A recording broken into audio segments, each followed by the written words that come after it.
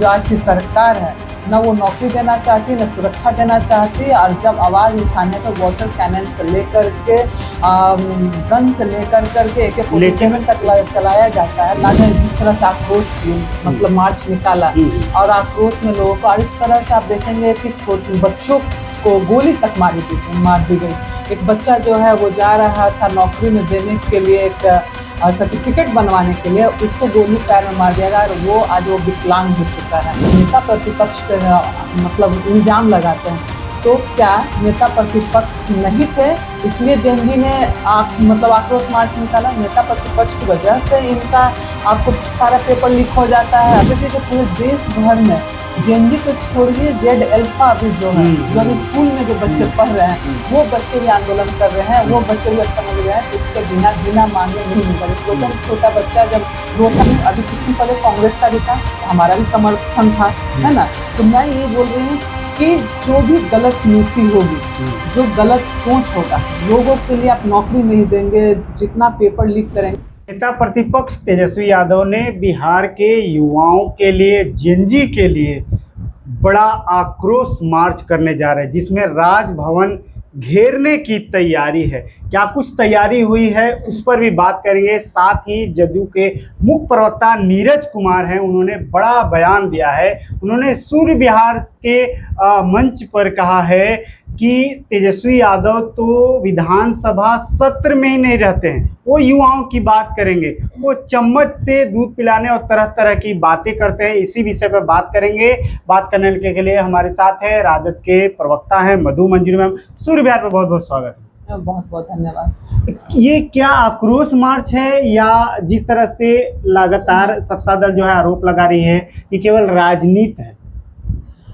देखिए, सत्ता दल की बात जब हम करते हैं तो पिछली बार जिस तरह से जेएनजी ने जिस तरह से आक्रोश की मतलब मार्च निकाला और आक्रोश में लोगों को, और इस तरह से आप देखेंगे कि छोटे बच्चों को गोली तक मार दी गई।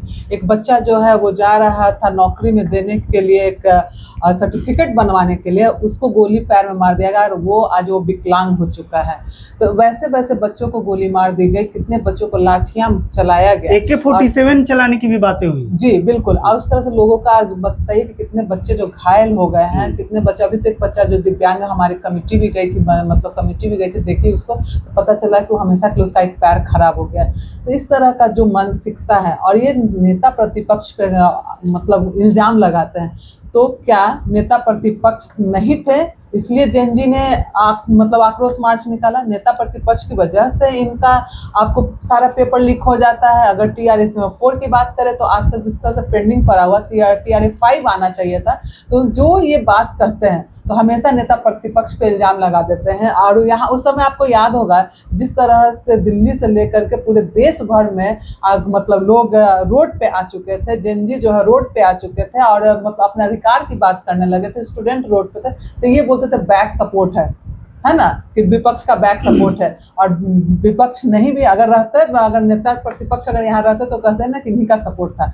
लेकिन इनको बोलने से कुछ नहीं होता। जिस तरह से आज पूरा देश का युवा जान गया है और वो जानता है कि किस तरह से जो आज की सरकार है, न वो नौकरी देना चाहती, न सुरक्षा देना चाहती। और जब आवाज़ उठाने पे वाटर कैनन से लेकर के गन से लेकर करके AK-47 तक चलाया जाता है, लाठियां चार्ज की जाती है। वो बच्चा तो यहाँ तक बोल रहा था गोली लगने के बावजूद भी 100 लाठी मारा गया होगा, और थाना गोली लगने के बाद थाना ले जाया जाता, थाना में भी उसको मारा गया है। तो इस तरह की जो रवैया है, लोगों का आक्रोश जो है को बंद करने के लिए, लोग आवाज़ न उठा पाए, युवा अपनी आवाज़ न उठाए, आवाज़ को बंद करने का जो इनका जो घटिया नीति जो इन्होंने अपनाया है, पूरा देश का युवा देख रहा है। और देखना ही नहीं है, अब आगे आने वाला समय में देखिएगा कि इनको सबक भी सिखाया। लेकिन मानसून सत्र में तेजस्वी यादव नहीं थे, इसमें कोई झूठी बात तो नहीं है?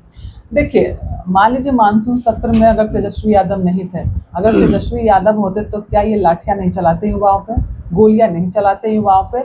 और जिस तरह की बातें ये कर रहे हैं, नाकामी इनकी है। अगर तेजस्वी प्रसाद यादव होने के बाद क्या ये TRA-4 जिस तरह से आप देखिए एक्सट्रॉर्डिनरी काल था 17 महीने के सरकार में, TRA-1 और TRA-2 का जो काम हुआ, किस तरह से जो गांधी मैदान से रैली के लिए जाना जाता है वो गांधी मैदान नौकरी बांटने के लिए एक इतिहास बनाया। उसके बाद इन लोगों ने क्या कहा, ये तो हमारा काम था, नीतीश जी का काम था, तो क्यों नहीं वही नीतीश जी, वही सरकार NDA का आज तक TRA-3 का देखे क्या हाल हुआ है, TRA-4 का तो आप देख ही रहेंगे किस तरह से। TRA-4 को लेकर छात्र नेता दिलीप ने कह दिया है कि अब आने वाले समय में यानी 18 तारीख को वो बड़ा आंदोलन करने जा रहे हैं। एकदम बिल्कुल आंदोलन करना चाहिए। यही नहीं है, आज देखिए कि पूरे देश भर में जेनजी तो छोड़िए, जेड अल्फा भी जो है, जो अभी स्कूल में जो बच्चे पढ़ रहे हैं वो बच्चे भी आंदोलन कर रहे हैं। वो बच्चे भी अब समझ गए हैं कि इसके बिना मांगे नहीं मिलता। जैसे बोलते हैं छोटा बच्चा जब रोता नहीं है माँ दूध नहीं पिलाती, उसी तरह से हर जगह लोग अब जागरूक हो गए। छोटे स्कूल के बच्चे 9th 10th के जेड अल्फा भी जो है वो भी अब जागरूक हो गए, वो भी आंदोलन है, बहुत सारी अपनी मांगे मंगवा रहे हैं।